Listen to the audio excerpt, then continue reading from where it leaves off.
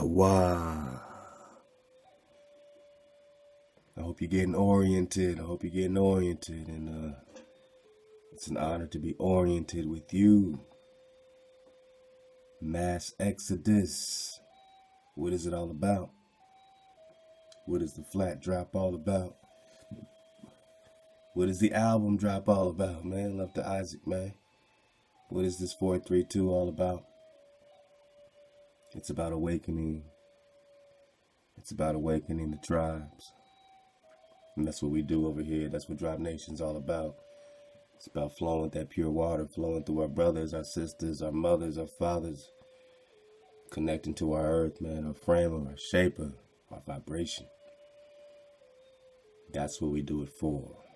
So love to everyone who's in the classroom, and just know who we are and what we do it for. And you're all welcome. You're all welcome. It's all good, you know what I mean? But we flow. We flow with this mass exodus. Love to the sister Ty Battle, who presents us wonderful, vibrations, theme music. She's the theme music to this movement, man. so much great poems, man. Thanks to everybody, man. That's so creative, man. Love to CJ, man, has a wonderful music that we want to share soon on SoundCloud joints, man. I mean, just beautiful flow. And yeah, Young King, man, I look forward to collabing with you, man, and so many other, these great independent young artists coming up, man, trying to say something, trying to vibrate, on a certain frequency. Yeah, man, we just want to make that music, man, for them to have a heartbeat to, man. Let's get a heartbeat, man. We got a couple poems, man, by Ty Battle that's going to go right into our Giannini, right into a little Auguste Piccard. This is part 4 of these connected land areas, man. This land beyond the pole, man. Mass Exodus. The Most High has planned for us a mass exodus. When and where are questions that are perplexing us. He is removing us from a land and people that are treacherous. He is tired of seeing them killing and arresting us. He's using his messengers for contacting and addressing us. They're using any means necessary while educating and directing us. They're using Facebook and YouTube, and they are even texting us to get the message to you that Hawa is protecting us. He is moving his elect and will return for us. He will return for the rest of us. Show faith and patience. He is not rejecting us. How is Hawa showing that he is blessing us? He is executing his planned mass exodus. Movement of the people. Yeah, man. Yeah, man. Ty Battle got the drop. CJ Battle got the drop. Chris Battle got the Battle family got the drop. So creative, so beautiful. They provide us these waves, man, and so much of our families providing us these waves, man. Love again to Paco for dropping that drop, man. Thank you for allowing me to share it, man. Share it with the people. Y'all keep, man, just dropping that love on Paco, man.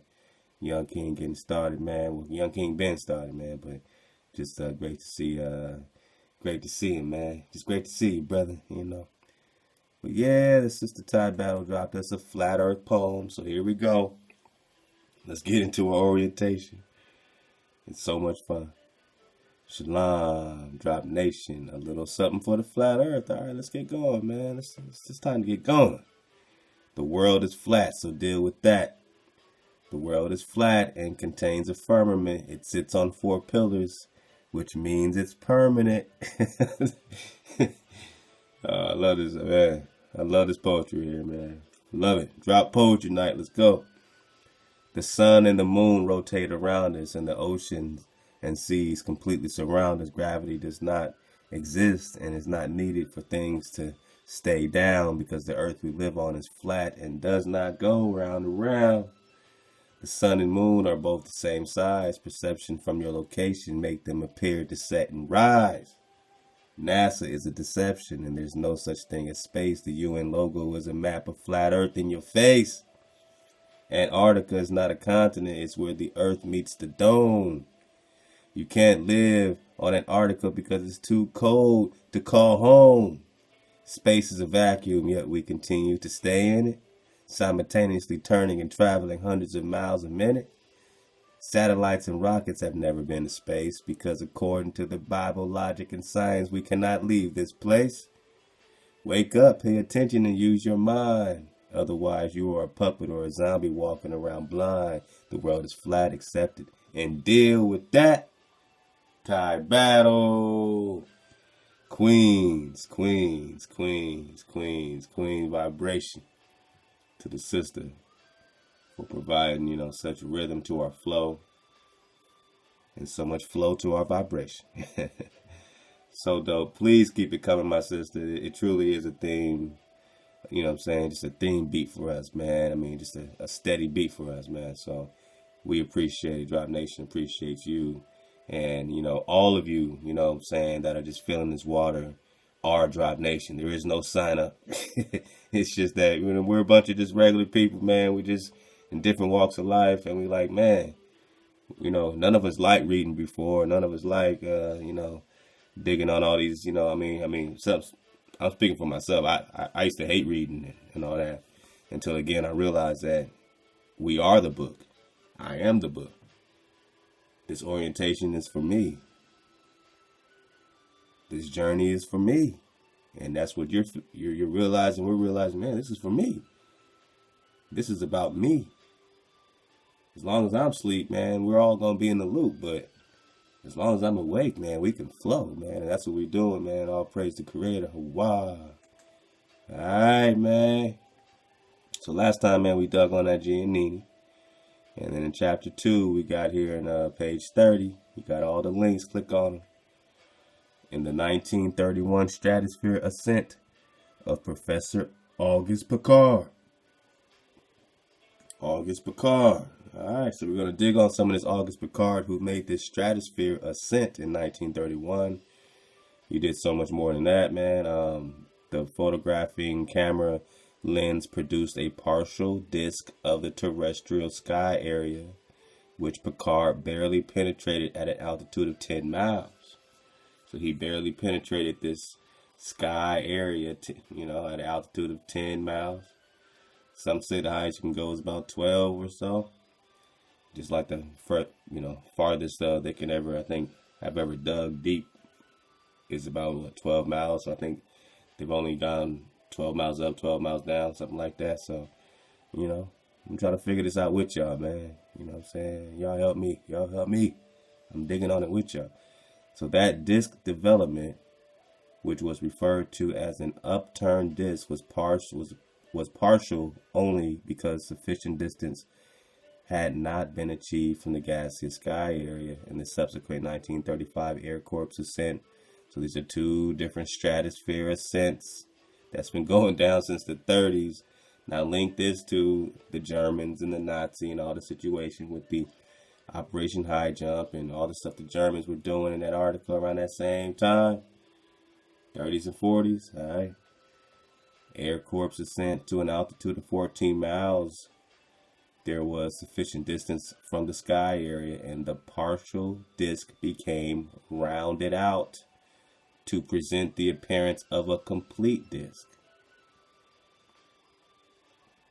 So we're talking about the partial disk of the terrestrial sky area, which Piccard barely penetrated at an altitude of 10 miles.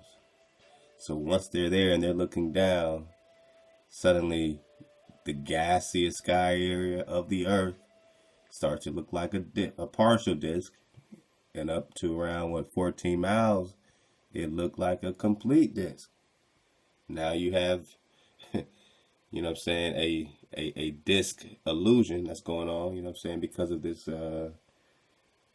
gaseous sky area. And that's what Giannini is saying is happening with all these other gaseous sky areas, is that they are illusions of disk or globular illusions that are being portrayed by these lenses, through these lenses, So Your eyes are a concave lens, and then they pattern telescopes after the human eye, so you have a double concave situation. And now you have these global or isolated bodies. But let's get to this Auguste Piccard, because we got a bunch of different videos I want to kind of drop to. I definitely want to get either chapter 3 or I want to get chapter 13. I really decided, man. We're going to belly flop, though. But let's get this Auguste Piccard. And, yes, I mean, we saw, some of this we got before with Piccard. So if you've been surfing the wave, you heard about this before. But let's get it now, with some fresh eyes. And, this is a cool little video that combines a couple other elements to it. So let's go.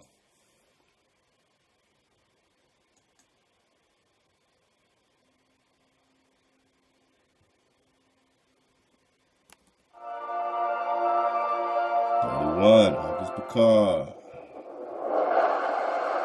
Now, this is a reenactment of, someone kind of showing something like what he did. They're going to give you a bunch of fake curvature, fake curved earth and all this kind of stuff. But pay attention to what he breaks through at a certain height as he gets that 10 miles, 11 miles, 12 miles, however miles he got. Pay attention to what he breaks through. Waters above, waters below. Let's go.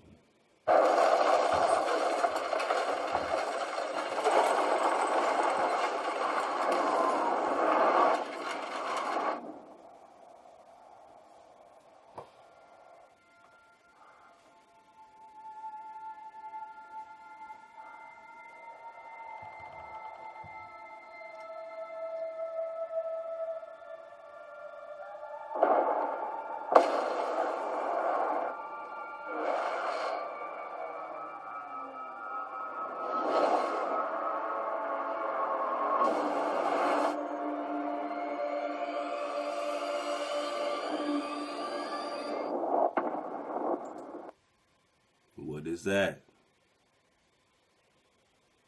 I mean, clearly he's breaking through something, right? Now, I don't think he's breaking through the dome, but he's breaking through something. Maybe he is supposed to be breaking through the dome. I don't know. But there is some type of ice, water area that he's breaking through.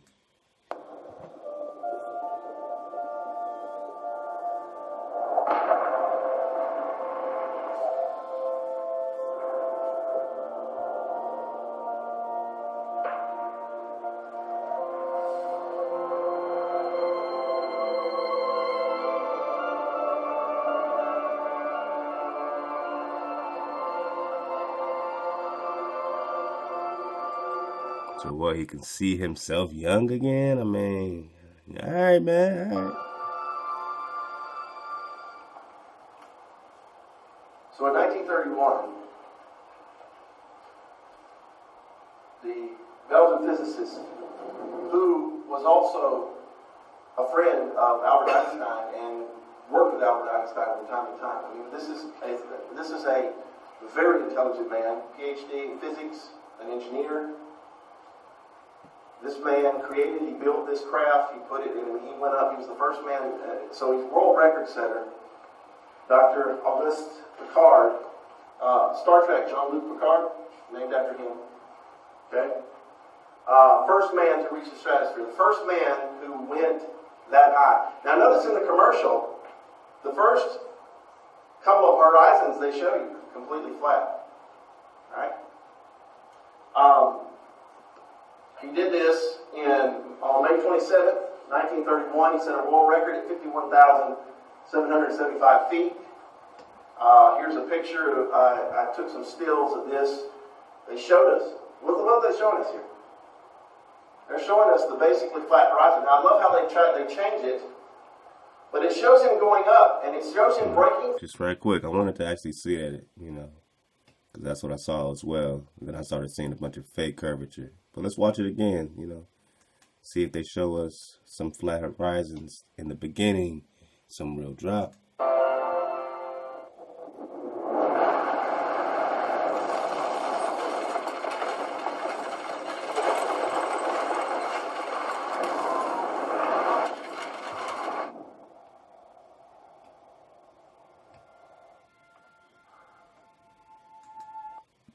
bang. So you see, basically, you know, they're still trying to put a little GoPro on there, but you see how close the sun is, beaming, making another hot spot.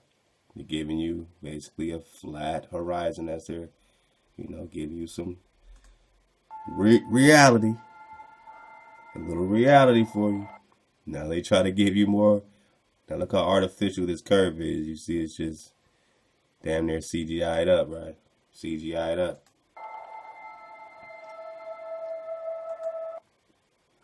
This one, they're kind of giving it to you again, but they're still giving you a little bit of the artificial curvature. Let's go.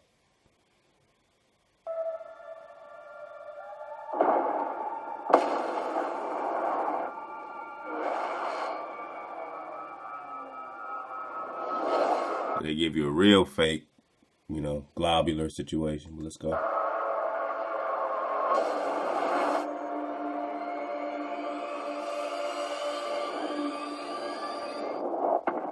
Bang. Busting into the waters above. All right, let's get back to where we were. He set a world record at 51,775 feet. Here's a picture. I took some stills of this. They showed us. What are they showing us here? They're showing us the basically flat horizon. Now, I love how they change it. But it shows him going up, and it shows him breaking through the firmament into what? Water. They're mocking us. They know the truth, and they're mocking us. Now, here's some pictures. Auguste Piccard, PhD in physics. This is well-known historic figure. I mean, stamps of him. I mean, he's. This is not some guy. I can't believe how I never heard of him. Here's him in the Encyclopedia Britannica. Says he was, he was born in 1884, died in 1962, Swiss-born Belgian physicist, notable for his exploration of both the upper stratosphere and the depths of the sea in ships of his own design. In 1930, he built a balloon to study cosmic rays. In 1932, he developed a new cabin designed for balloon flights. In the same year, he ascended to 17,008 meters, 55,800 feet, completed. Another one he did it later on. He was born into a family of Swiss scholars. He worked with, like I said, he worked with Albert Einstein. Here's a picture of him with his assistant in the capsule that they went up in, and it had portholes, and this is a porthole. And then I found this. This is a Popular Science magazine from August 1931. He did this in May. So just a few months after his ascent to a world record height, there was an article in there, 10 miles high in an airtight balloon. Now, just so people could say that I didn't get this off the internet, I did a little research. So I went on eBay and searched for Popular Science magazine, 1931, August edition. I found one. I paid $15 for this. It was 25 cents in 1931. Just to verify this fact, and I'm going to read this article to you. This is the testimony of a physicist, scientist, engineer, the first man to reach the stratosphere that height. His testimony of the shape of the earth. Can I read this to you? It's on page 23. This blew my mind, getting this. Just to verify. Is that the same article?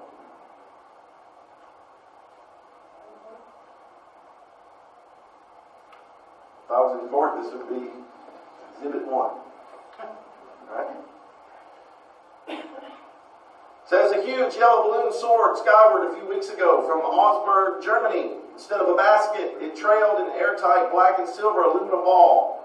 Within, Professor Auguste Piccard, physicist, and Charles Kepfer aimed to explore the air 50,000 feet up. 17 hours later, after being given up for dead, they returned safely from an estimated height of more than 52,000 feet, almost 10 miles, shattering every aircraft altitude record. Oxygen tanks kept them alive while they made observations Records of their instruments are now being checked and interpreted. First to rise safely into the upper layer of the Earth's stratosphere, they found the air pressure at 10 miles altitude so low, 1/10 of that at sea level, that a man exposed to it would perish, much as a deep sea fish bursts of its own internal pressure when it's brought to the Earth's surface. Piccard and his aide found cosmic rays, mysterious radiations from outer space. They thought, of course, far more powerful than the Earth's surface, and engaged their intensity. The explorers trapped samples of upper air, blue air, as Piccard reported it to appear in cylinders. Analysis may prove it exceptionally rich in ozone. Blue air, which is something, reminded me of the Star Trek drop that someone just dropped on us, man. That had to do with the deep blue space and something about it being blue. But let's go. The intense blue gas supposedly responsible for the heavy side layer or radio roof. Now listen to this. The story of their adventure surpasses fiction. During the ascent, the aluminum ball began to leak. They plugged it desperately with Vaseline and cotton waste, stopping the leak. In the first half hour, the balloon shot up 9 miles through portholes. The observers saw the Earth through copper-colored, then bluish haze. Here's what he said. It seemed a flat disc with upturned. It seemed a flat disc. From this physicist with this experimentation. Observers saw the Earth. Published in Popular Science. So now Popular Science says that Earth is a ball. But then in 1931, in Popular Science, it said what? Through copper-colored, then bluish haze. Here's what he said. It seemed a flat disc with upturned edge. Now this is 1931, before NASA. Before they decided they were going to lie to us, before they conspired worldwide to lie. Some people say that there are no scientists that are flat earthers. Well, guess what? He told you what he saw. What is this magazine?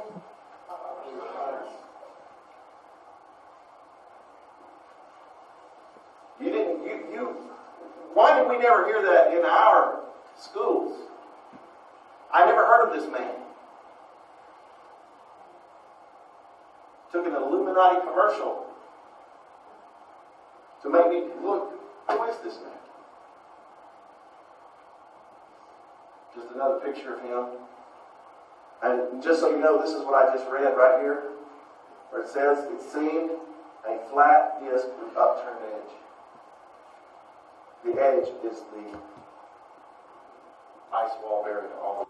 About to say, the edge, might be referring to these, we say, oh, could you see the ice wall? Can you see the barriers? Can you see the barrier? The upturned edge. Or this upturned edge. I mean, depending on how high he went, how many barriers could he see? Let's get some more, few more minutes of this, few more minutes. Auguste Piccard, man. Stratosphere Experimentation, 1931.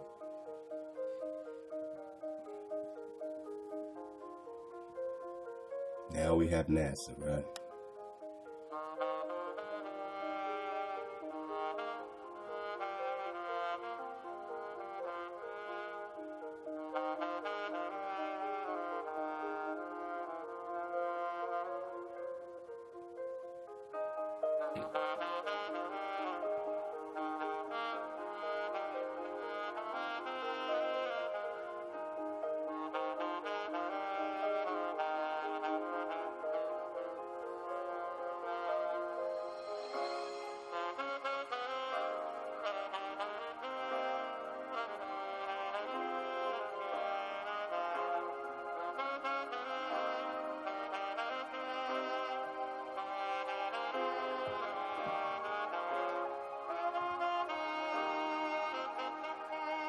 And if this is backing up Giannini, then you gotta see that this is very popular science.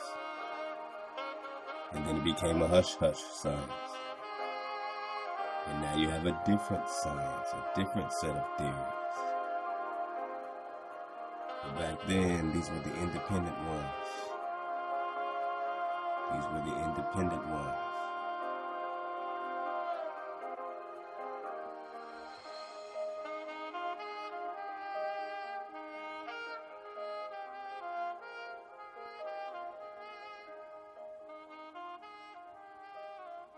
It wasn't just a, you know what I'm saying, it wasn't just a corporation, you know what I mean? It was like, all right, a man and his team, you know what I mean? So you can respect it more because this man, he wants proof, he wants to see. And what he sees is a flat disc with an upturned edge.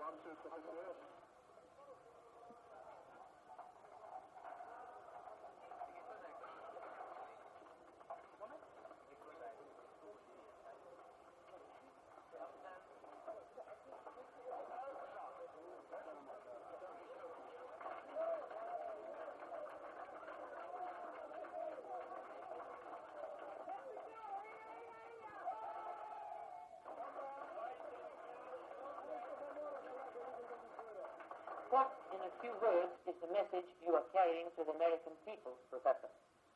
I will tell what this world looks like from 10 miles from. I will tell about the stratosphere.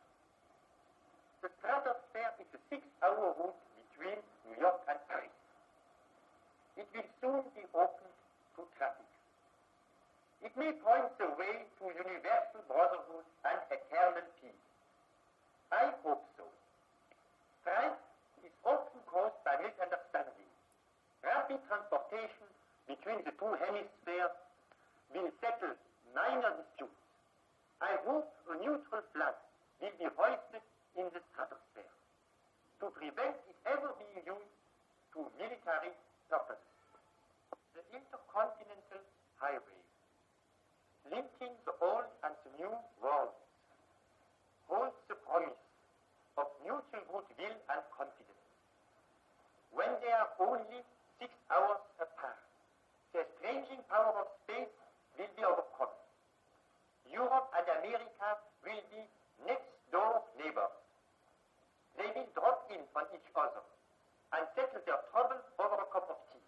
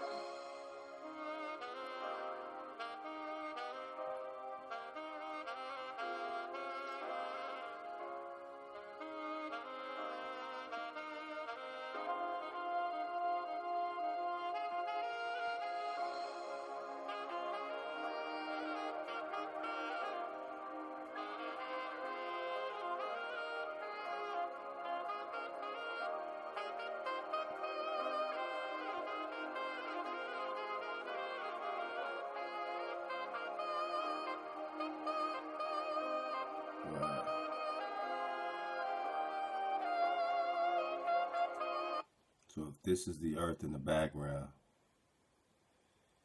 just use your senses.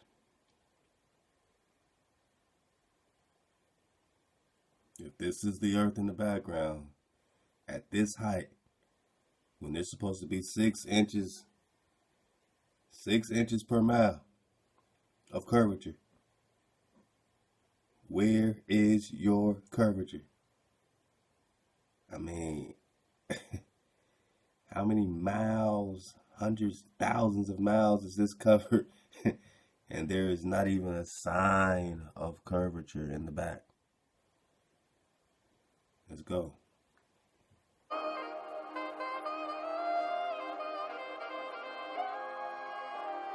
Look at the back.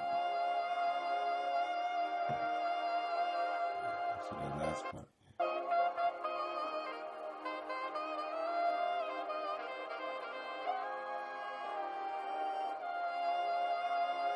All right.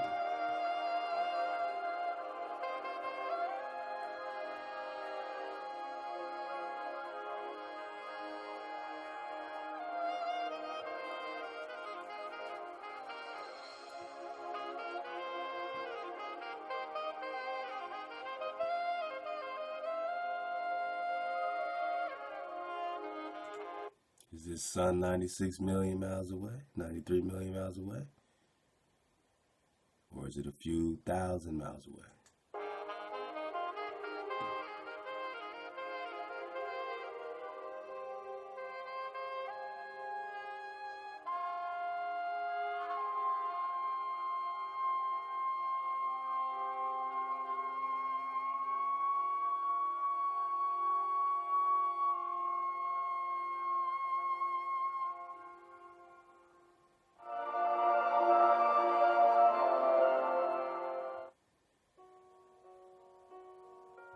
So this is a captured German V-2 rocket camera films views of Earth.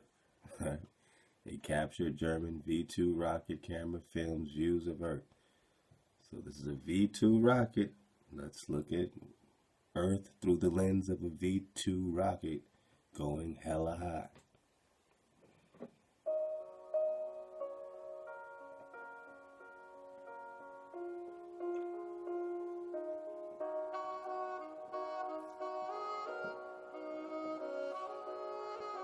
All right, so this is before NASA, 12 years before NASA, before the Copernican, you know what I'm saying, well, after, before NASA, introduced this whole, or reintroduced this space meeting this Copernican situation. You know what I'm saying? Earth research, 12 years before NASA was founded in 1946, White Sands, New Mexico, which is a very flat area. A captured Nazi V-2 rocket was equipped with the camera and was launched, reaching an altitude of 65 miles. So we just got the 10-mile high. This is going 65 miles. The video still shows an Earth with no curvature at 65 miles up. An observer in the rocket could have seen San Diego, Salt Lake City, Kansas City, and San Antonio. Kansas City seen from New Mexico. The Earth is not a globe. Let's go.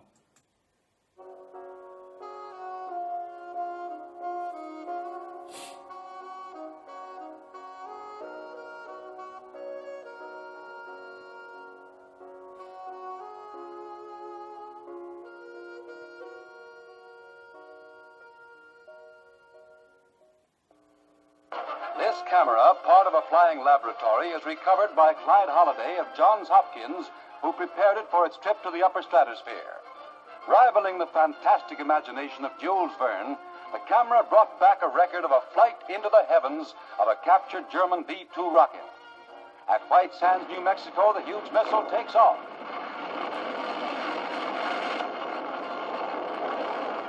Air Force pictures show the rocket in flight, and the flying camera automatically takes over.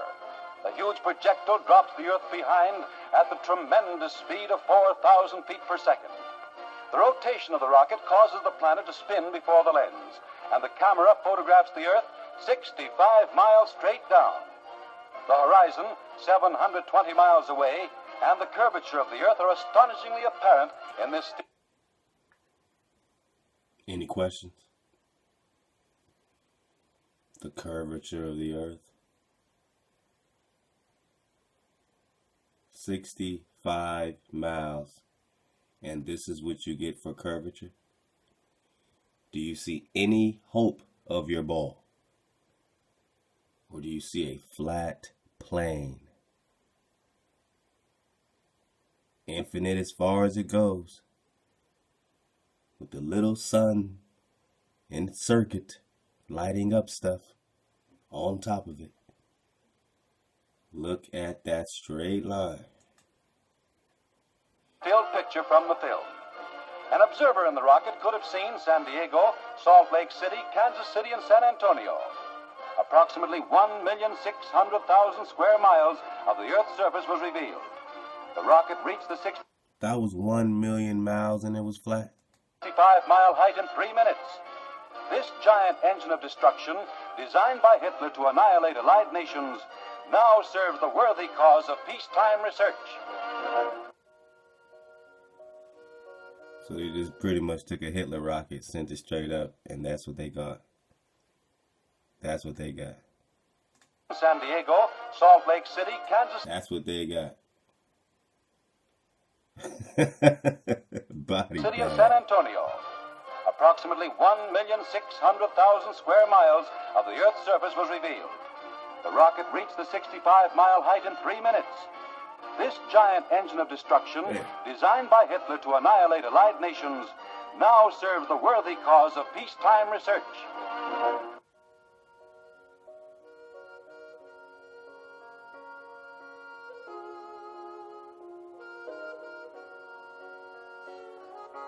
San Diego, Salt Lake. Wow.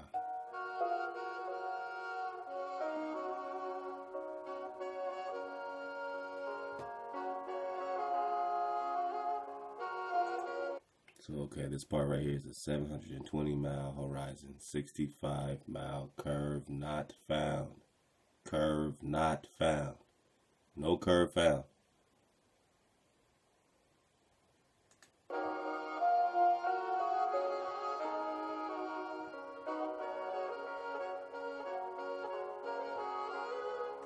"12 years before NASA. Alright. So the purple line is the imaginary ball Earth curvature. Alright, so that's the imaginary curvature. That is not there. As you see, it's a straight line. So when they do, like, you know, their little lenses and their NASA stuff, they like to put little imaginary curvature, you know what I'm saying? That's the best they can do. They can't give you a live feed of the Earth spinning, but they can put imaginary curvature on things and have, you know, these lenses, you know, dedicated for that reason. But yeah, any questions?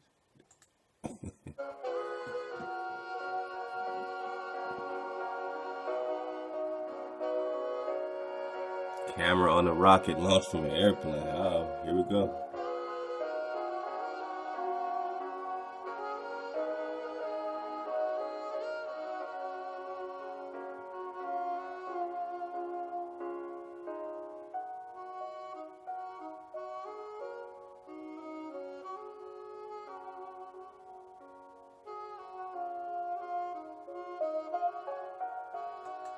Wow.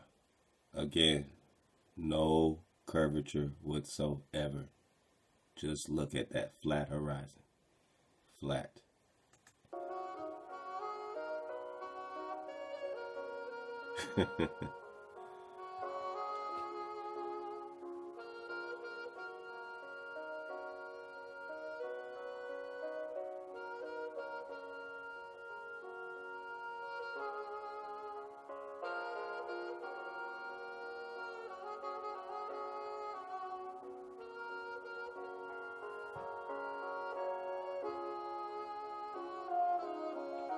First photo of space First photo of Earth from space, 1946. 100% flat, level, firm, fixed, immovable.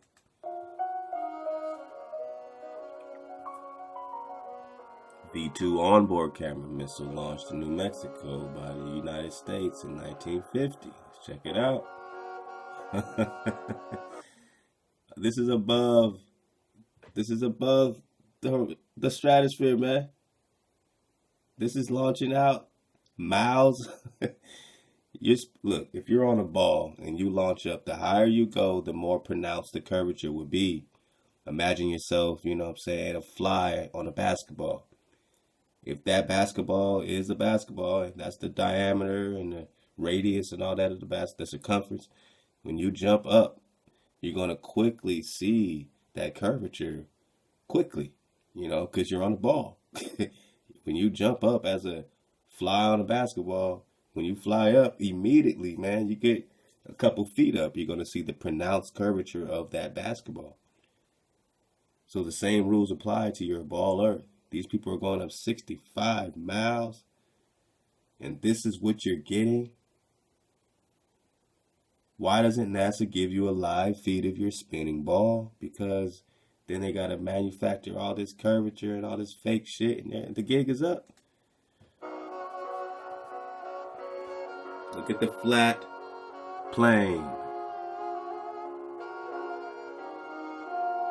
Look at the plane.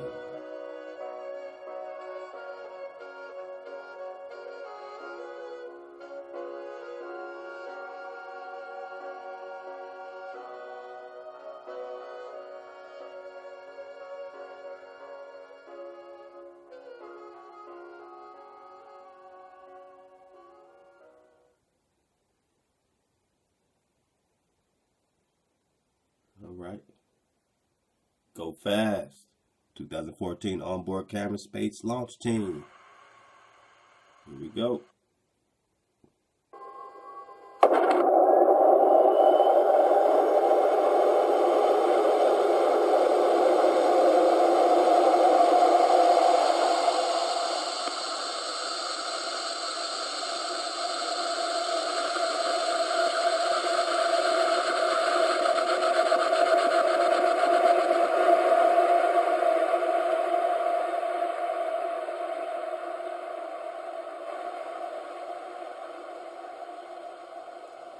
You're going to see the lens deception of the concave, the convex. See all the concave and the convex. Yet flat.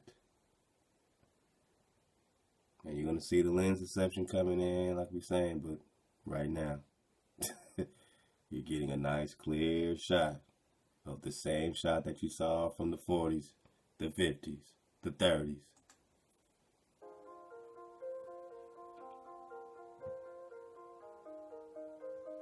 And look how close that sun is on top of that earth.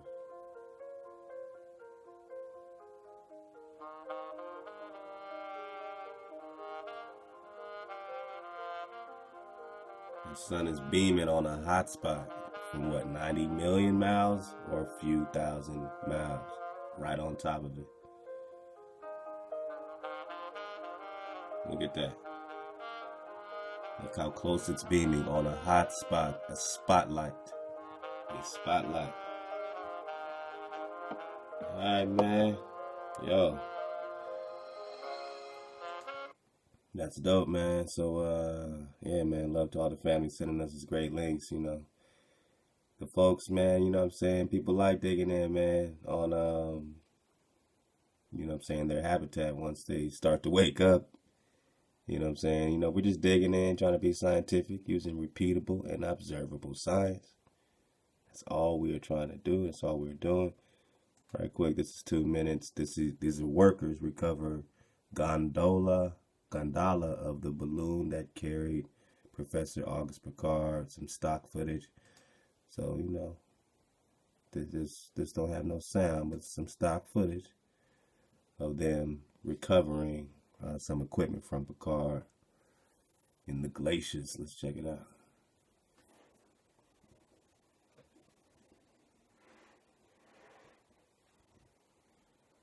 Yeah, I mean, this ain't play, man. I mean, these people were investing a lot to try to get a snapshot, a real depiction, a real picture of what your habitat really is. And now people say they don't care. Who cares if I'm spinning? Who cares?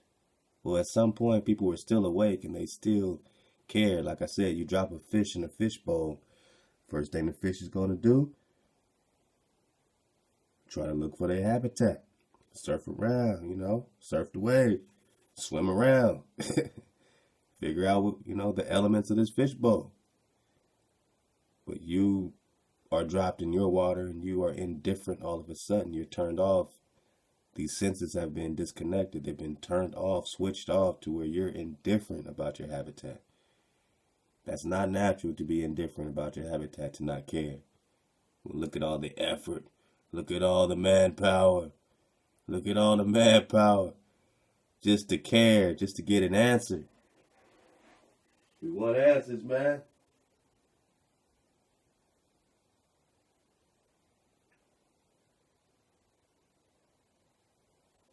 All we want is a few answers, man.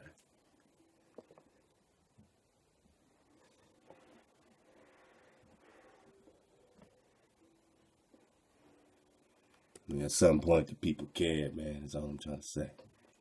Let's get that Giannini. I think I just want to get his, since I haven't got it yet, and I am going over some things from before, I want to belly flop all the way to the end because I really want to see how he wrapped things up because he went deep. And I've never read chapter 13, so let's go. And then we'll get, the Queen Isabella and all that, you know what I'm saying? Be patient, be patient. This is what we do.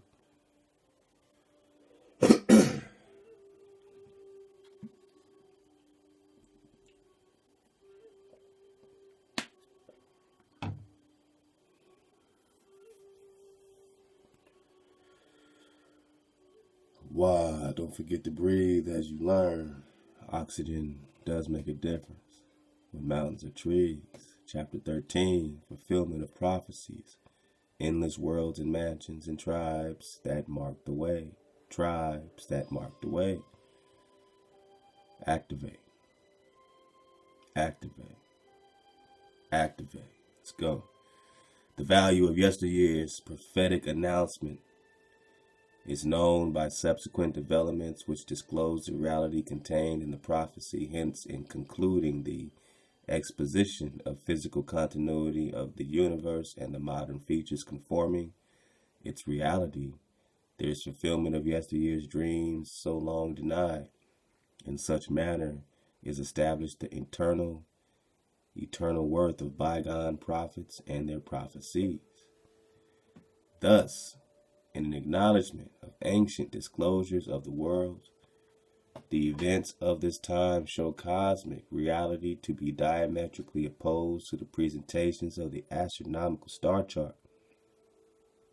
And it is established for all who will see that from Pluto to Mercury and from Cygnus to Centaurus, the landmass underlining the continuous sky light of whatever magnitude of brightness is as dense as the land on which our terrestrial civilization is built. Throughout the entire celestial realm, the condition applies. That's why I wanted to go right to his dismount, because I knew he was going to wrap it up straightforward, and that's, this is what we need to get. So he's saying, man, no matter where you go from Pluto to Mercury, Cygnus to Centaurus, the landmass underlining the continuous skylight of whatever magnitude of brightness, no matter how bright that twinkle is as dense as the land on which our terrestrial civilization is built. It's the same thing. Now think about these fallen angels in their celestial heavens. They just have other lands. Throughout the entire celestial realm, that condition applies.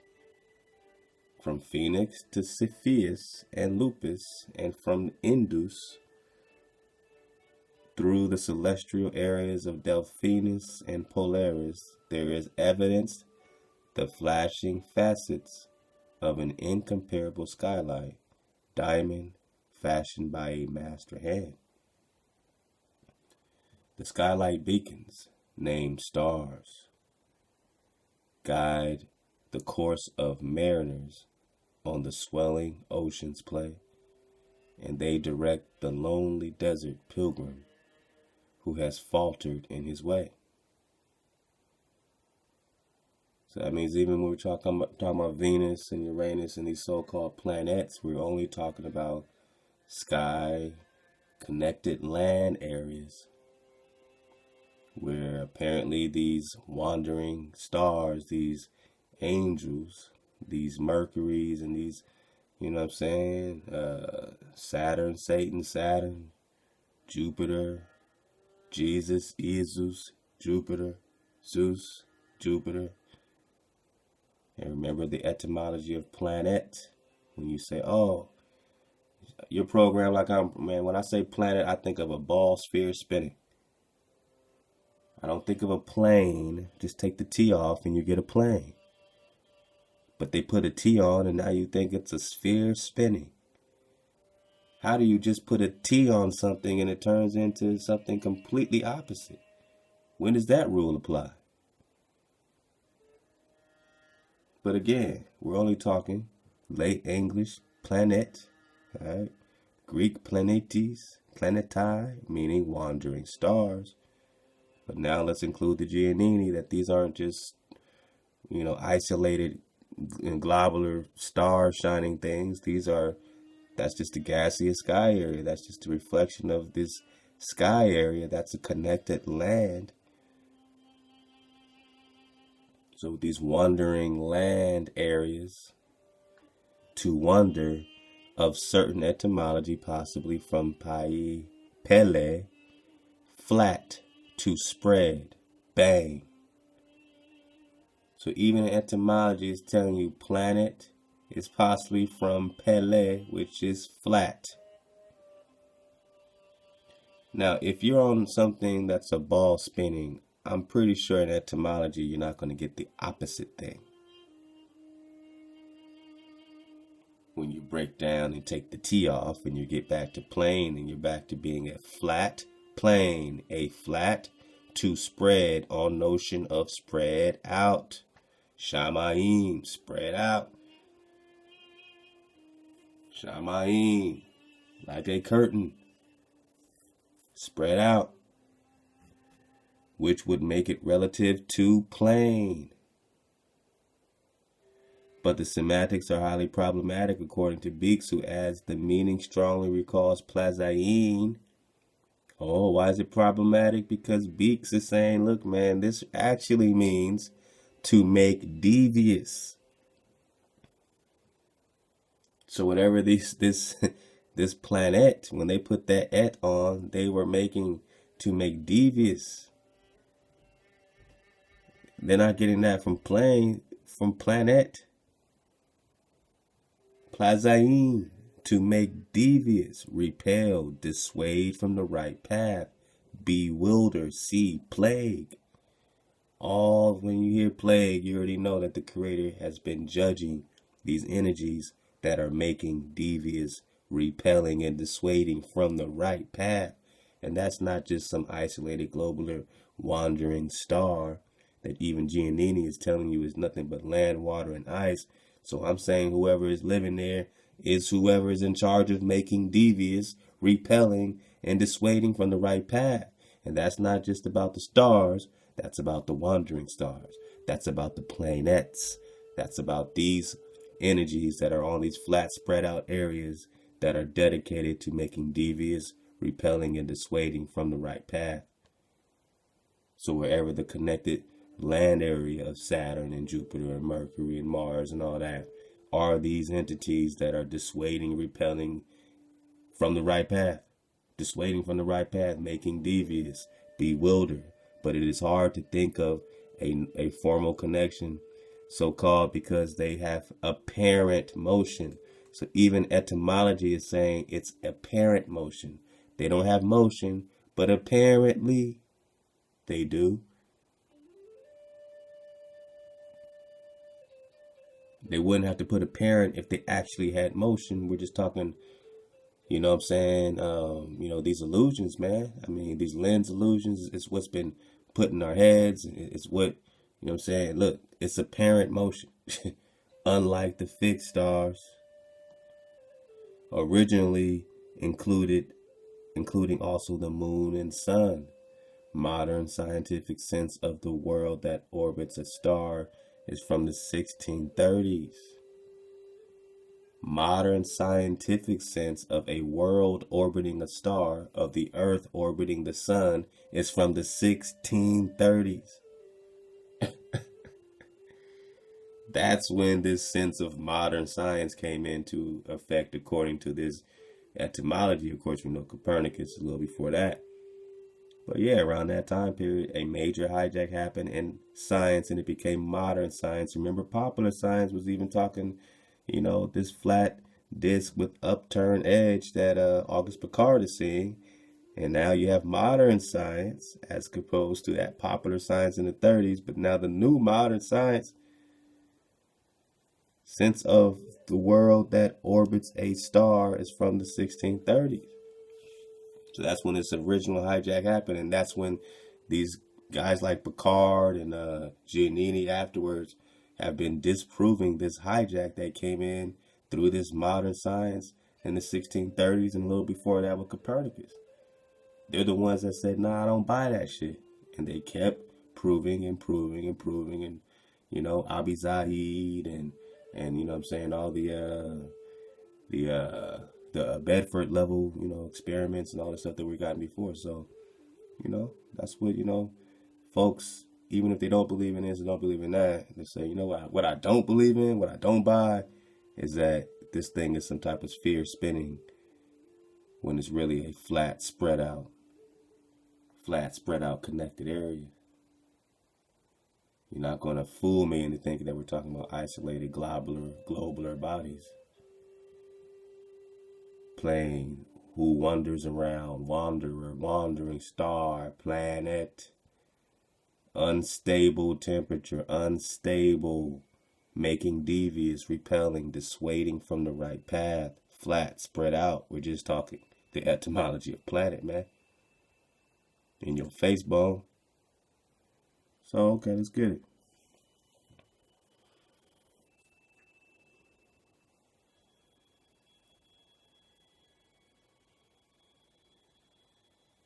The beacons and the shrines are each and every one just patches of God Hawa's magnificent and protective skylight, which glows and fades from time to time and from place to place. Let me back up.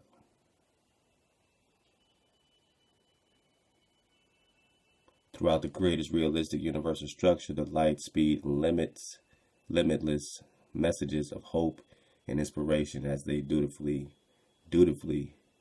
weave a million luminous shrines for astrological faithfuls. What difference does it make to one who hopes if the skylight areas are named stars? The beacons and the shrines are each and every one just patches of Hawa, magnificent and protective skylight, which glows and fades from time to time and from place to place. And in spite of the illusions they present and the delusions they impose, who could conceive of greater perfection for the divine expression? Could the light's measure of guidance be considered less through advancement of knowledge concerning their creatively realistic foundation as areas of protective sky? Could the hope and the ambitions of astrology's ardent adherents be diminished through discernment of the eternal foundation and the factual expression of the shrines? Could it detract from the measure of spiritual uplift for the religiously devout to know that the light which shone over Bethlehem was of the nature of all celestial and terrestrial skylight? Would not the very intensity of that light over Bethlehem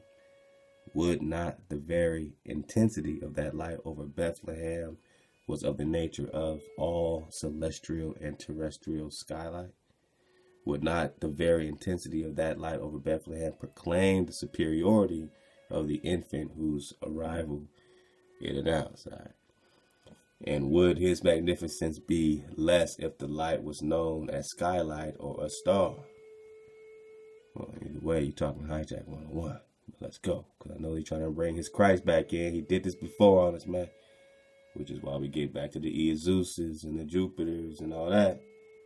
And as we all connect this Isus situation, we're going to dodge the hijack, but let's go. Moreover, how could the light be considered more purposeful through the designation star when star has been proved to be in the category of illusory? That truth was not known when their Christos was born. A rose by any other name would smell as sweet, and the intensified brilliancy of a skylight area would be just as bright as the purposeful by any other, and bright and as purposeful by any other name than star. The illusion-based framework of astronomy prescribes star chart designations for luminous celestial sky areas as stars of varying brightness, and the measure of brilliancy extends from that of the first magnitude to the light diminishing point of the 21st magnitude and fainter.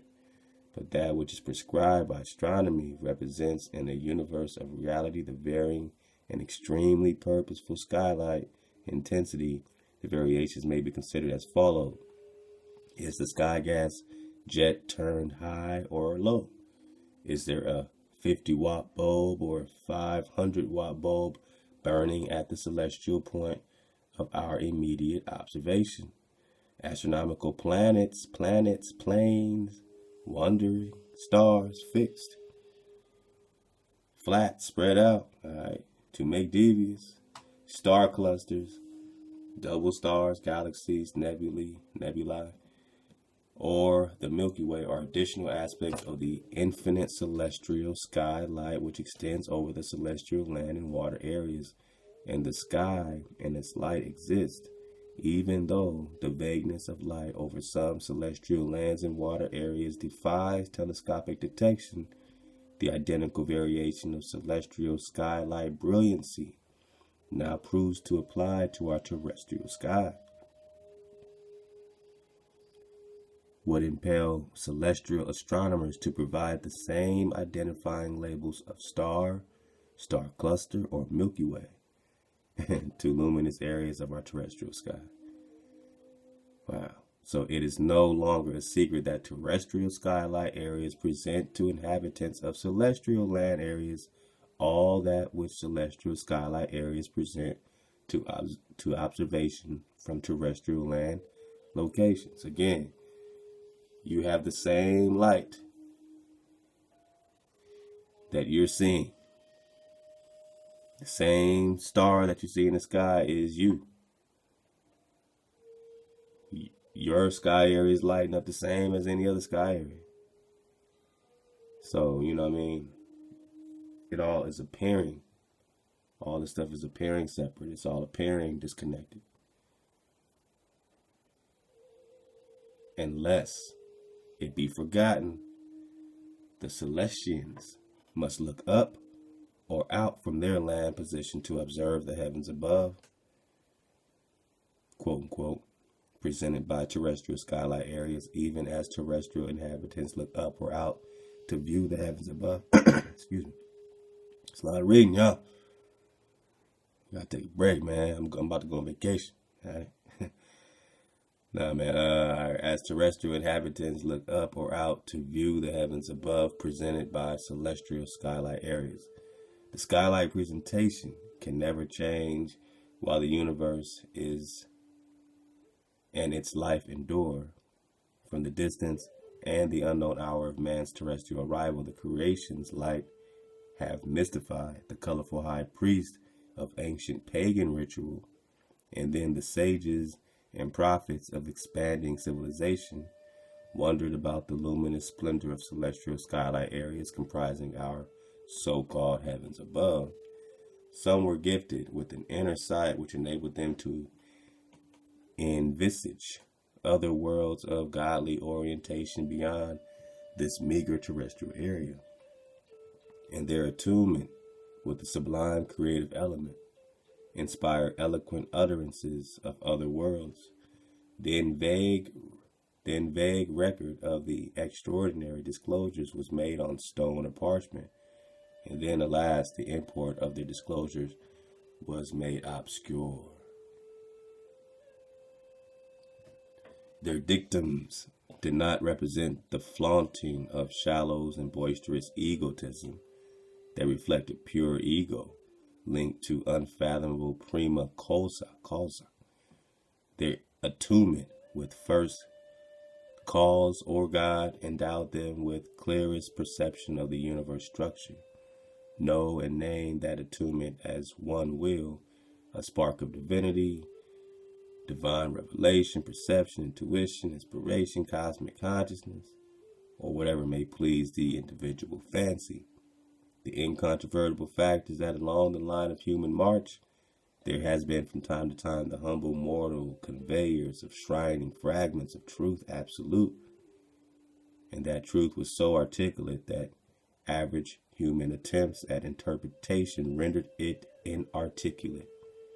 It was like a blinding light which made seeing impossible. They of such extraordinary endowment were noble but wretchedly burdened souls, for they were designed as mediums through which tiny portions of realistic creative development were to be discovered for the uplift and growth of mankind. Alas, that arrangement by divine will was not to be imposed without resentment by the multitude at the time and place of disclosure. They feared the intrusion by an unknown purveyor of so unknown a product as creative truth.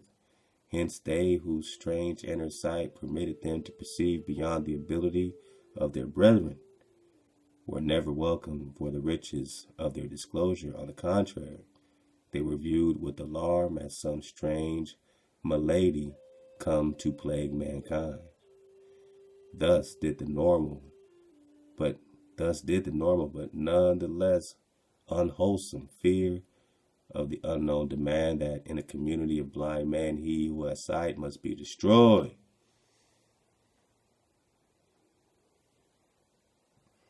In a community of blind men, he who has sight must be destroyed. And destroyed they were with hemlock, drink, with crucifixion, and with other more advanced forms of assassination.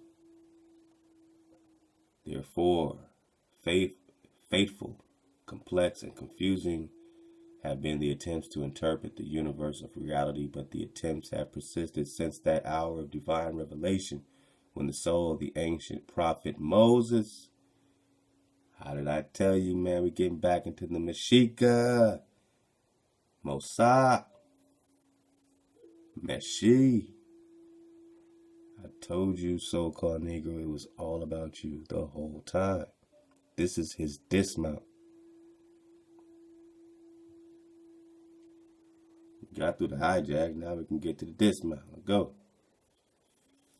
Therefore, fateful, complex, and confusing have been the attempts to interpret the university of reality, but the attempts have persisted since that hour of divine revelation when the soul of the ancient prophet Moses, attuned to the voiceless decree of other worlds ordained from the beginning,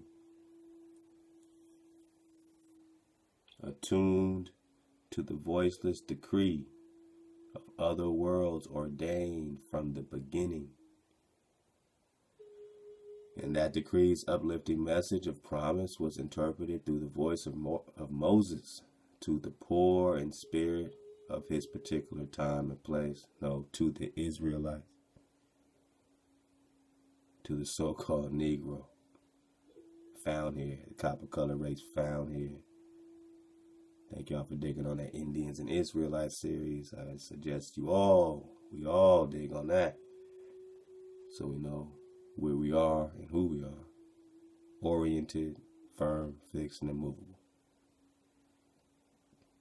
Oh, you thought the Sister Tide battles drop about the Exodus was just out of place?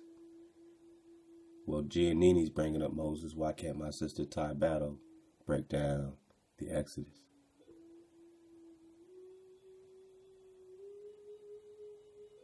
And the degree that decree's uplifting message of promise was interpreted through the voice of Moses to the poor in spirit of his particular time and place.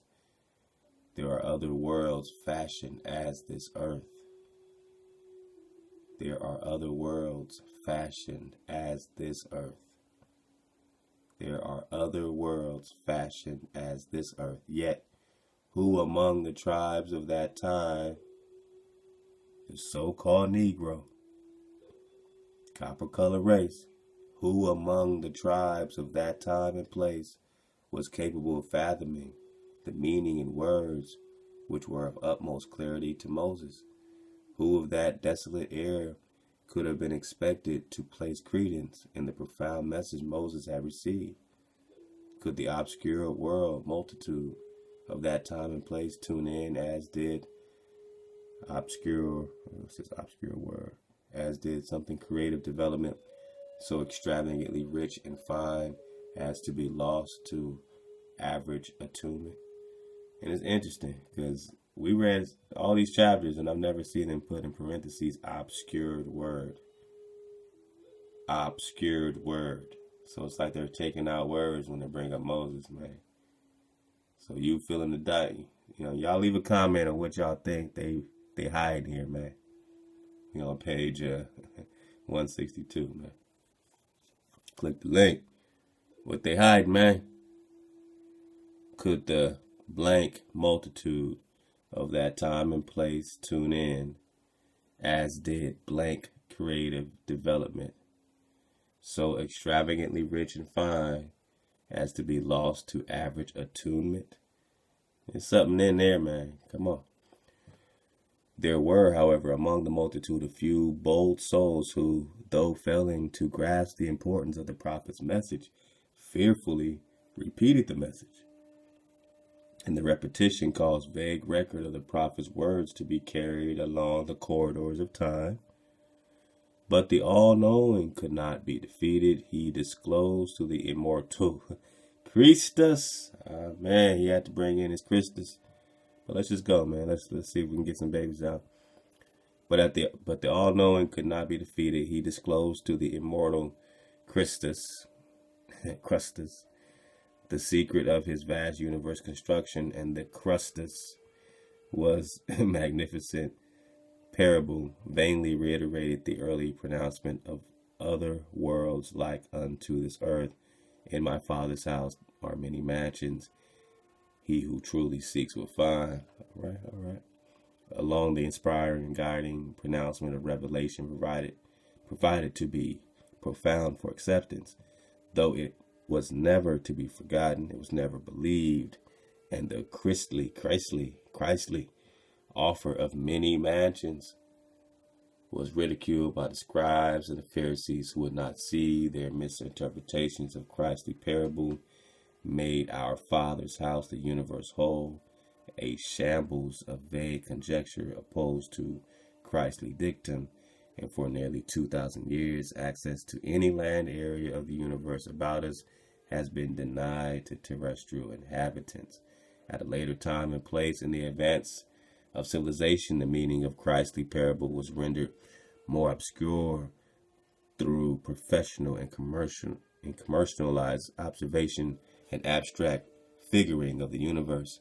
Hence, their Christ, his lofty parable, which embraced creative reality, was considered to have application only to the idea of nirvana, utopia, and paradise. Popular misconception give form by dictates of abstract theory, held that the many mansions implied nothing more important than the conditioning of minds during the stage of human existence, and the profound truth of universe structure was supplanted by fiction evolved from hypothesis based on illusion.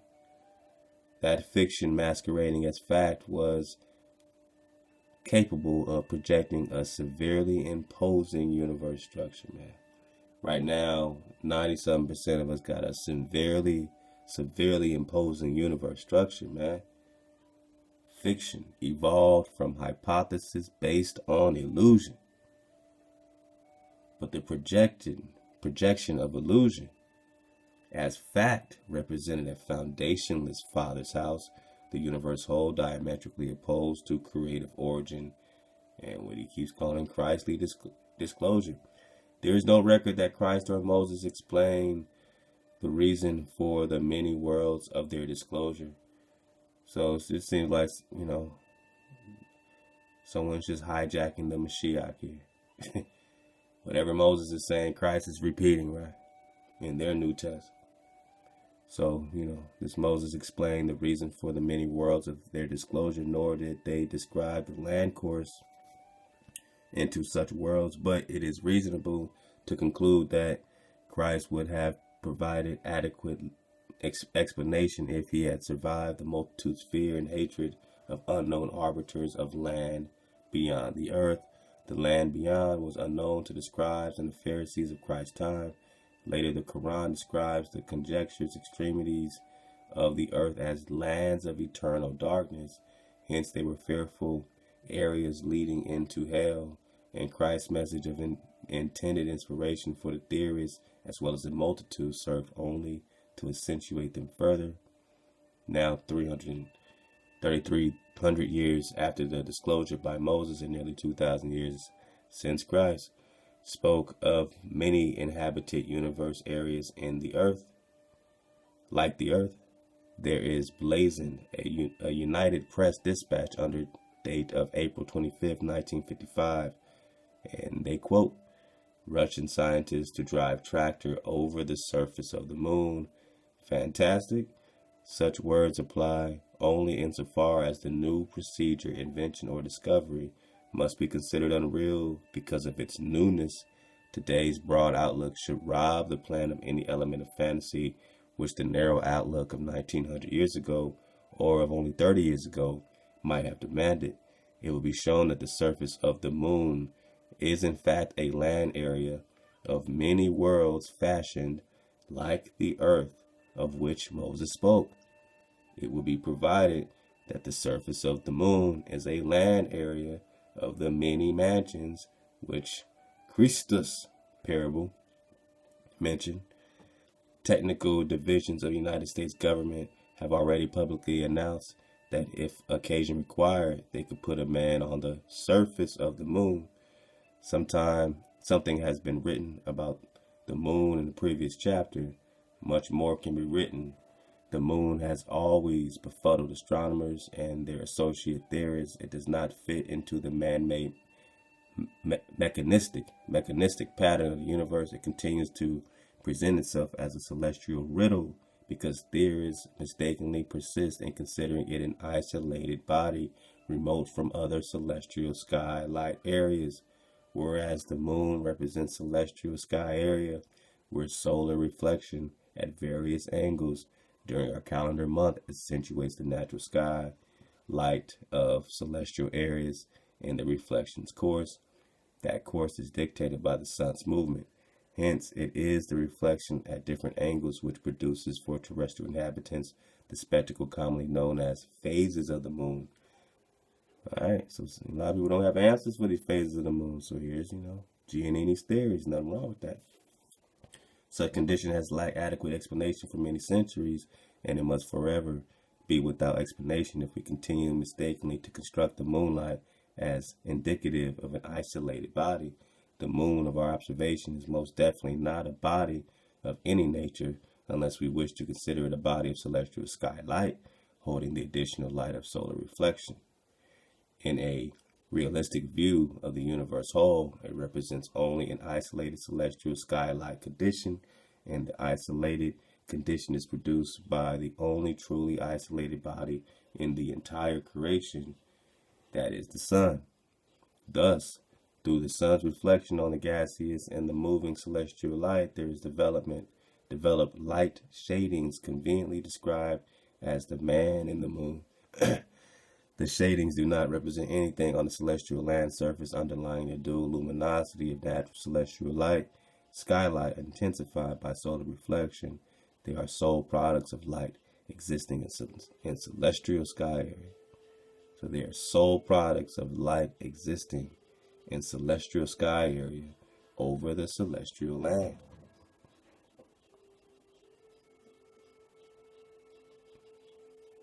All right, power up, man. Get your alkaline water. Power up, man.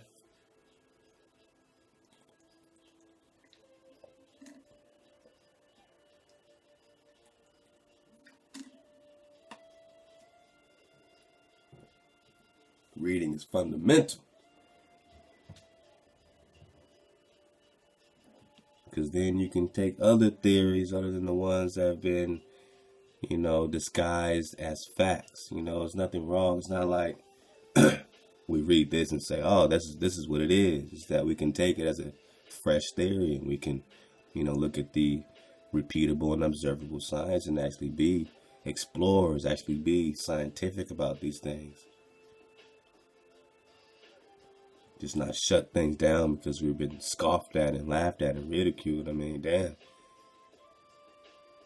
Something happens when you start to think for yourself. You start to think for yourself, man. A lot of people get pissed off at you. How dare you think for yourself? How dare you connect to the Creator on your own frequency that you own, that belong to your ancestors, that is yours by birthright, a frequency to perceive, a frequency to have senses, to be able to see and feel and touch. You think the Creator gave you all these senses for you not to feel yourself spinning at 1,000 miles per hour? All these senses and you can't feel yourself spinning? You don't have the natural senses to know your environment.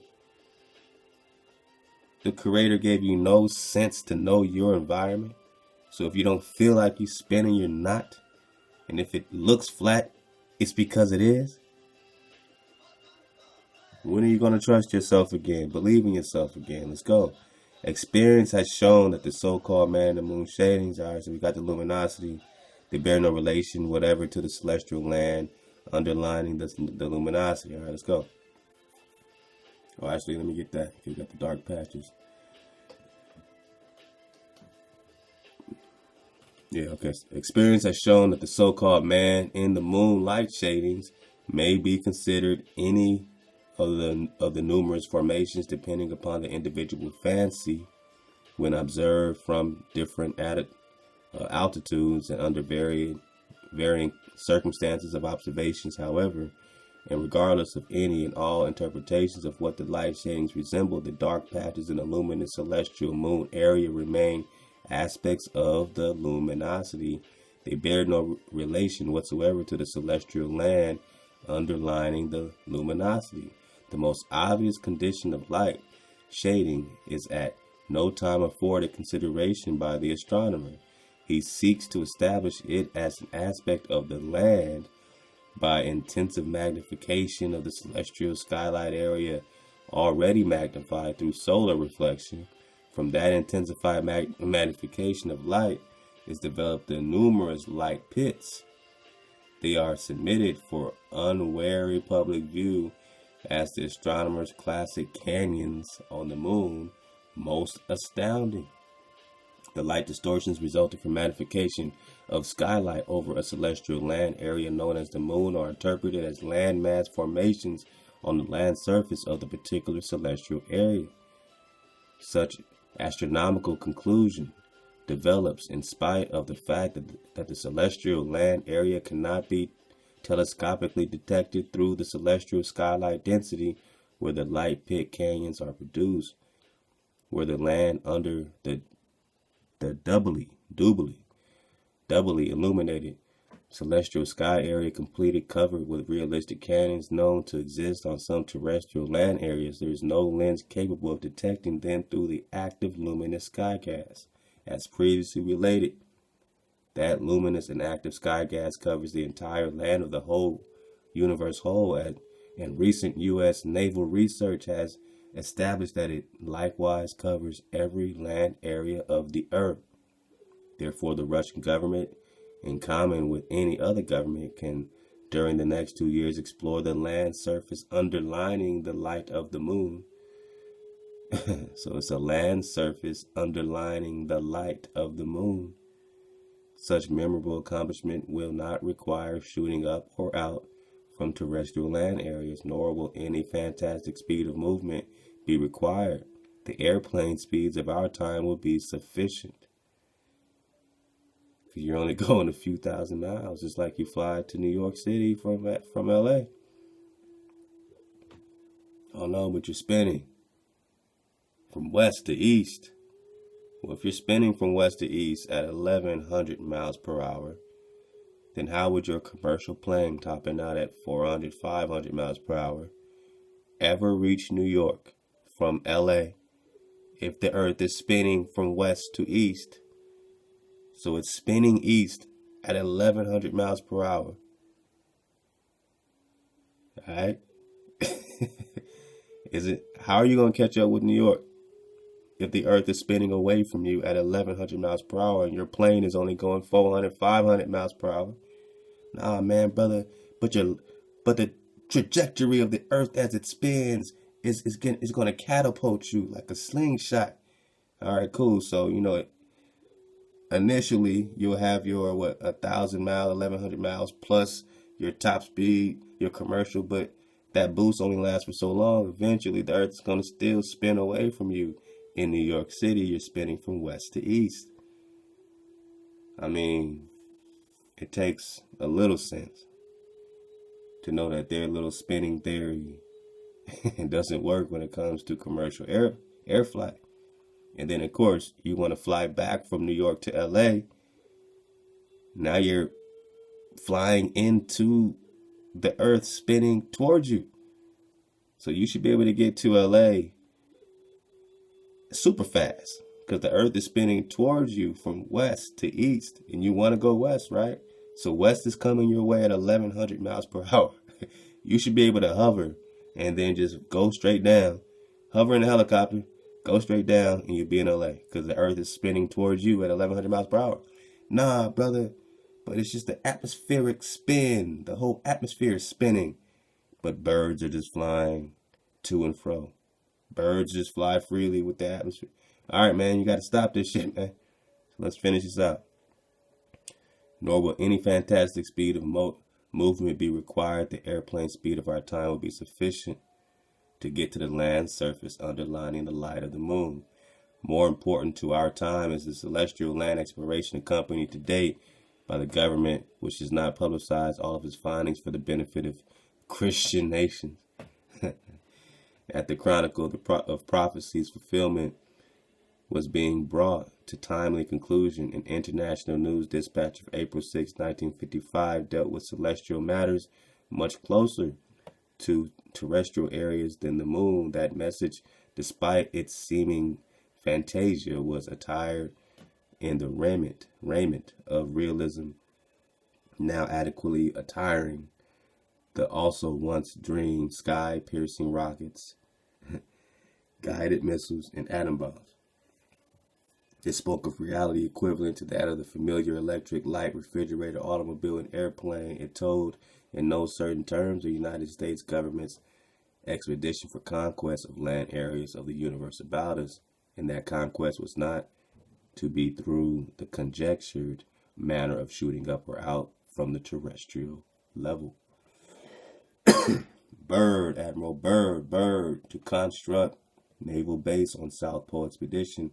The naval announcement said that 5 ships, 14 planes. All right, so we got some of this. So this South Pole expedition that Byrd, you got him talking about it. Seeing this land of, the size of America on the other side of the pole. All right, get the last part. The Navy announcement said that the 5 ships, 14 planes, a mobile construction battalion with special Antarctic equipment, and a team of 1,393 officers and men will be involved in the expedition. So was that play? And why did they stop talking about it?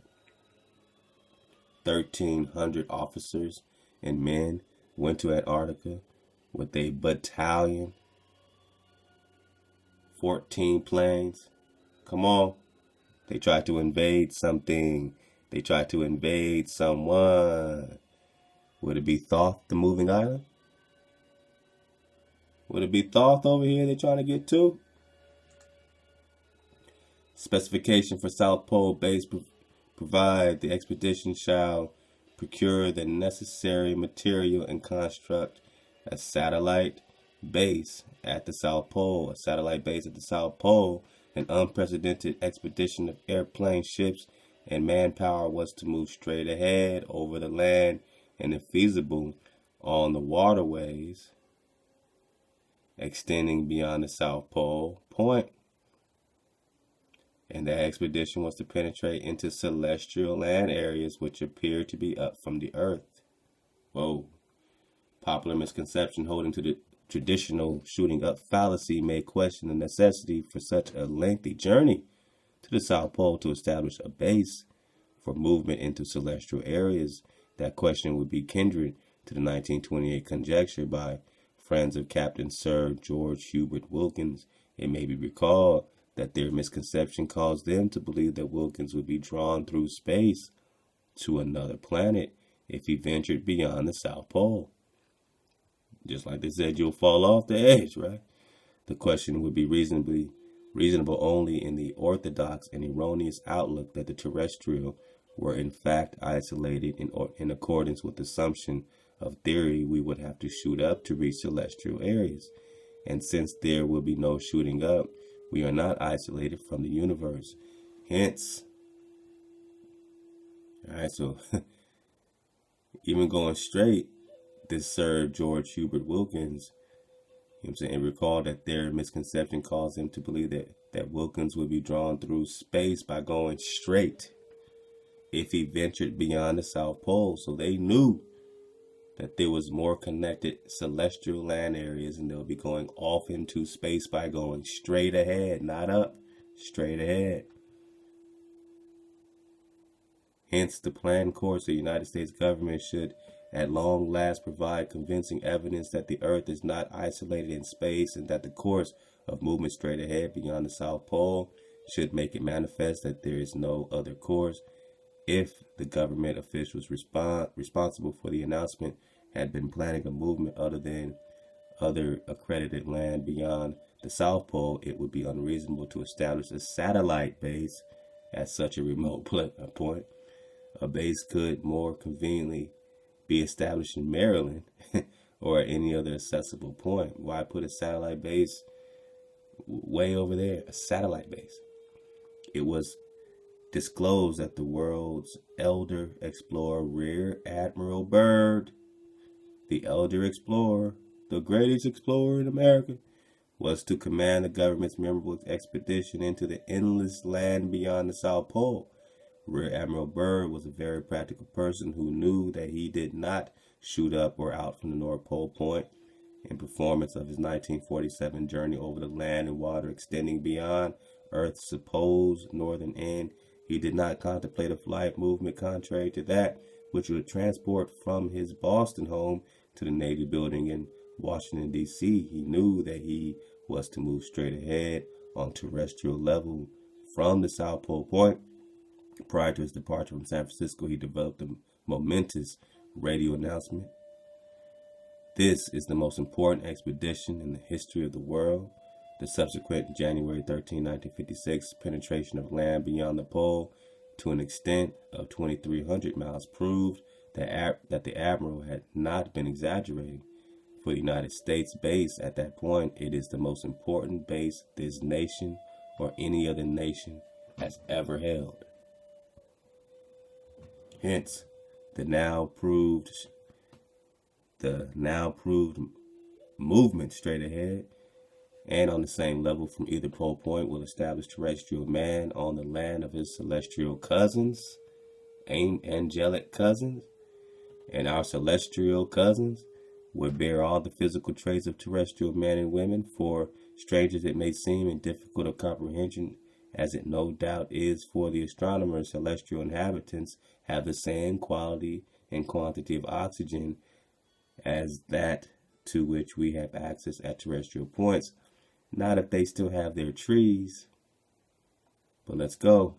The land extending beyond both terrestrial imaginary poles. Imaginary poles is a minute area of worlds beyond the poles.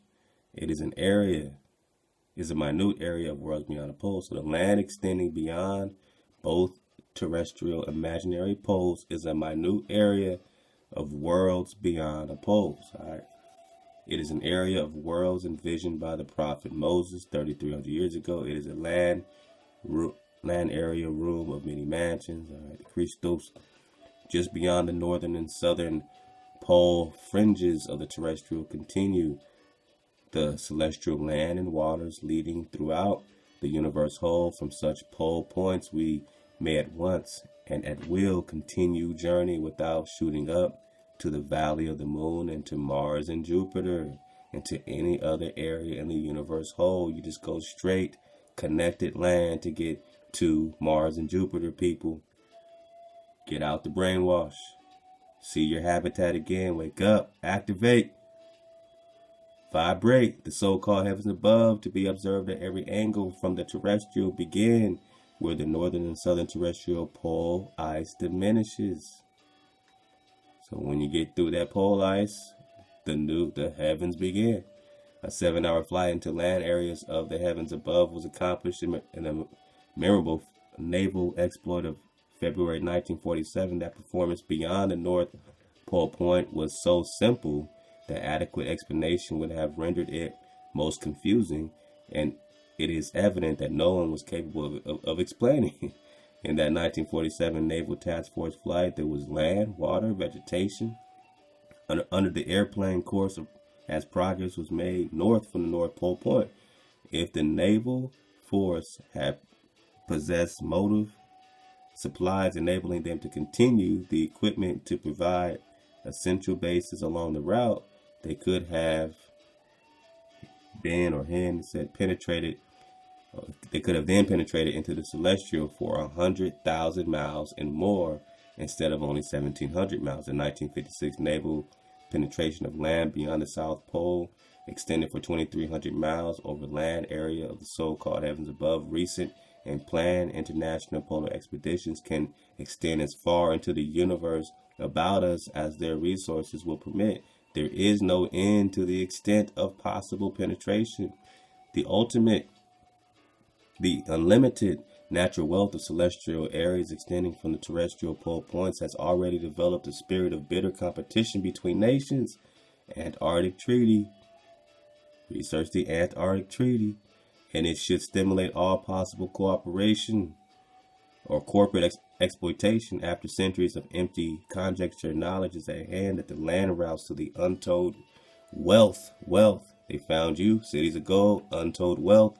More lands, more gold, more lands, more gold, more lands, more gold, according to the Japanese, more lands, more gold. After centuries of empty conjecture, knowledge is at hand that the land routes to untold wealth of the deceivingly patterned universe extend beyond the ice-locked passages of the North Pole and South Pole. Continued penetration of such areas will develop discovery of presently unknown human life and other animal forms. Copper-colored people all over the place. Yesteryear's dread of the fearful unknown may be dispelled in the light of unprecedented modern research and discovery, for they confirm that there is no northern or southern end to the earth. The terrestrial world is in fact a world without end. It is so, or I could not have told you. Light of illusion. And then he's going to drop this poem, man. Let's get this poem for the dismount. Light of illusion. Light that's seemingly so far. You are not a detached star. And no mystery can be of your shining quality. Man, we got poems. That's why we started with Top Battle. Let's go. Though your twinkle seems to be, it's a trick eyes play on me. For I've learned how to deceive an illusory image leave. As patch of outer celestial sky, you're betwitching to the eye. Yet you cover unseen land, as does earthly sky at hand. You know not isolation's plight, though presently lonely sight, for you're linked in sky embrace, common to this earthly place, and at last I'm on my way to visit neath your bright display. I won't have to move through space in fantastic rocket pace, straight ahead from polar region, over land and waters legion, moving in established manner, I'll reach your celestial manor. F. Amadeo Giannini. 1959, Physical Continuity Universe. The enclosed pages contain the first and only description of the realistic universe of land, water, oxygen, and vegetation, where human and other forms of animal life abound. This is not a work of fiction, nor is it the technical analysis of anything. It is the simple recital with fact, which transcends the most elaborate fiction ever conceived. It projects man's first understanding of the factual and endless universe, which contains human life throughout its vast length and width, regardless of all abstract theories to the contrary. Woo! And that's the end of Worlds Beyond the Pole. I needed to get that dismount, man, so that we had it. So that we have the reference, man. So we have a couple minutes, so how y'all want to do this dismount, man? I definitely want to come back next time and get this, this Operation Fishbowl. We're going to have more time so you can see how they've been nuking the dome when NASA was trying to really kind of get the dimensions of the barrier. But this is a 1946 Operation High Jump, amazing discovery. Now, we talked about the footage of what they saw. We got a piece of this before. Let's get a piece more. Beyond the South Pole barrier. The smooth shelf roughens. Dark rocks, called nunataks, appear above the ice. Then rugged mountain ranges as far as the eye. Let's get it from the top. Under the living. The smooth shelf roughens. Dark rocks, called nunataks, appear above the ice. Then rugged mountain ranges as far as the eye can see. Bunger leans forward in amazement. His eyes have caught a sudden and unbelievable change in scenery. The universal white has turned to chocolate brown, dotted with blue. A cameraman goes into action. 300 square miles of land without snow. Land that might be in New Mexico or Arizona. Pictures alone will prove Bunger has discovered a warm oasis in the shadow of the pool. Oasis. It is for such supreme moments as this that men brave the hardships of exploration. The astounding, undreamed of fact is that they are over a chain of warm water lakes, whose shores, except for small patches, are free of ice and snow. Commander Bunger circles the largest lake in sight, 5 miles long. He comes in to make a landing. Water temperatures must be recorded. Samples taken. He finds the water fresh. The temperature 38 degrees Fahrenheit. On the shores are vast deposits of coal and of minerals of the utmost importance to civilization. Aside from their headline discovery, Bunger and his men have another good reason. Man, so more land. Let's see, man. Oh, we got some good stuff. This might be kind of interesting for this, man. How long is this? Oh, perfect. Let's see if we can get as much as this is possible, man. Love y'all, man. Stay up, suit up. A while back I made a video talking about the flat earth and stating the fact that flat earth, the numerology, comes down to 33. So some might say, well, there you go. This is evidence that the flat earth is nothing more than a psyop, nothing more than a hoax, nothing more than divide and conquer, but not so fast. First off, let's take a look here at the United Nations symbol and the flat earth model with the ice ring that holds in all the water. Bang. Okay, now let's take a look here. Once again at the UN logo, it just so happens to have 33 segments. Interesting enough, just like flat earth is 33 numerology. So I found that pretty interesting when you connect it all together. So some might be left scratching their head saying, what's going on here? You got your numerology for flat earth at 33. You have your 33 segments for the UN logo. Let's take a look here at Robert Simon with NASA.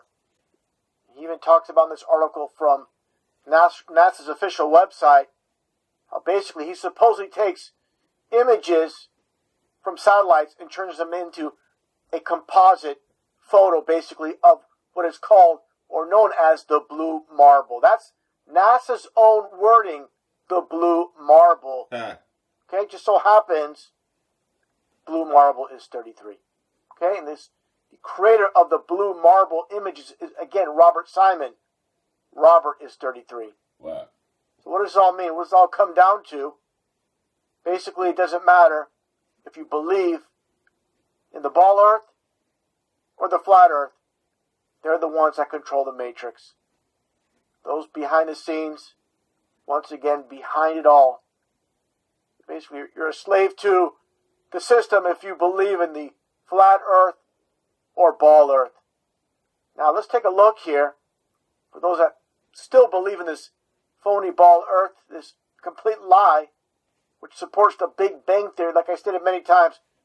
Supposedly, the ball earth was created by an explosion that came out of nowhere in the flat earth with a firmament or a dome above us, which is 100% biblical. The firmament, the definition, the biblical cosmology, the firmament is the structure above the atmosphere conceived as a vast solid dome. Again, talking about how the earth does not move, it's stationary, it's fixed, as the Bible states. If you believe in the Bible and you go along with the lies of science, you are 100% deceived. Chronicles, he has fixed the earth firm, immovable. So you take a look here, again, at these images by NASA. That's all they are, images, not photos. Take a look at 2012 to 2015. Look at the size of North America. Compare the two. You must be a blind man if you can't see there's a problem with these two images. Doesn't add up, doesn't make sense. Brings me back to, remember as a child, first time stepping into a classroom and they explained how we live on this spinning ball. I never believed for a second we live on a spinning ball. For example, if you live in San Francisco and you fly to Montreal, you stay there for a week and you come back, are you coming back to the same exact spot or are you trying to locate San Francisco on a spinning ball? It's a pilot coming down here and like, oh, where's San Francisco? Where's SFO at? No, you're coming straight back to where you left. Mm-hmm. Okay, it's not even a ball. Okay, this is what we live on. Okay, when you take your flight from San Francisco to Canada, that's it. Okay? When you take your flight, for example, from South Africa to Australia, there is a reason they go through Dubai. Let's take a look here. This is the flight path they make you take from Johannesburg to Dubai to Perth. You don't see this cross the Indian Ocean, the straight path, which makes the most sense. If you're an airline, you want to be the most cost efficient. You basically own the airlines to make money, not lose money. You're not going to take this flight path, okay? Doesn't make sense whatsoever. Also, the fact that you look at water here, these bodies of water were supposedly spinning at 1,100 miles an hour at the equator, while supposedly orbiting around the sun at 70,000 miles an hour. How is this possible? Okay, same thing. I showed this before. These photos, perfectly still. Okay, Bible is your truth here. You want truth? Look at your Bible. Fixed, firm. Okay, spinning 1,100 miles an hour at the equator, traveling at 70,000 miles an hour around the sun? I don't think so. Okay, it's all about this quote from Henry Kissinger. It's not a matter of what is true that counts, but a matter of what is perceived to be true. So again, you walk in your classroom and your teacher basically brainwashes you to make you believe that you live on a spinning ball. You just believe. Why would my teacher lie to me? It must be true, even though it seems ridiculous how all these trillions of gallons of water could stick to this ball earth. You just believe it the rest of your life. Everybody else believes